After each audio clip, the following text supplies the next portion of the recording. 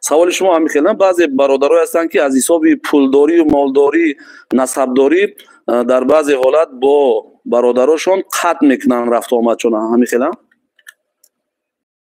سلامت باشین. خب یک برادر سوال کردن، سوالشون همین بود که بعد یا که از روی نسبداری برادریشون دوستیشون قطع میکنن، بعدی که پولدار میشوند یا که از حساب نسبشون با برادراشون و دوستاشون دوستی را برقرار نمیکنن. این سوال دهنده برادر سوال کرده است که از نگاه دین مبین اسلام چی است؟ البته را که علما بیان میکنن که استکثروا من الاخوان فان لكل مؤمن شفاعه فلعلك تدخل في شفاعه اخیه. یعنی که بسیار کنین گفتن علما دوستاتون رفیقاتون رفیقایی که به تحقیق هر یک رفیق هر یک دوستی که به خاطر خدا دوستی میکنند در روز قیامت میتواند که شفاعتگری یکدیگر باشند.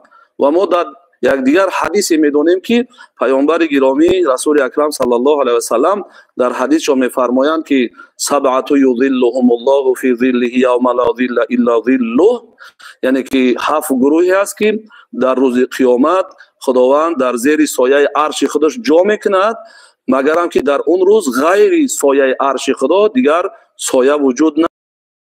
یکی از همون 7 گروه یکیش همون است که و رجلان تحابا فی الله اجتمع علیها و تفرق علیها، دو مردی که با یکدیگر به خاطر خدا دوستی میکنند و به خاطر خدا از یکدیگر جدا میشوند. یعنی که امروز ما مراجعت ما هم برای تمام مردم کشور عزیزمون همین است که وقتی که یک دوستی میکنین به خاطر خدا باشد، یک جا جمع میشوین به خاطر خدا یک جا جمع شیم، وقتی که از یک دیگر جدا هم که میشویم به خاطر خدا جدا شویم، که همین دوستی ما به خاطر خدا کشید. یا که چنانه که قول بزرگوارا که گفتیم که ما و شما را تاکید میکنن که دوستان زیاد، دوستانی که از برای خدا دوستی میکنن دوستان زیاد پیدا کنین تا که این دوستا در آینده شاید که یکیشون شفاعتگری شما باشند.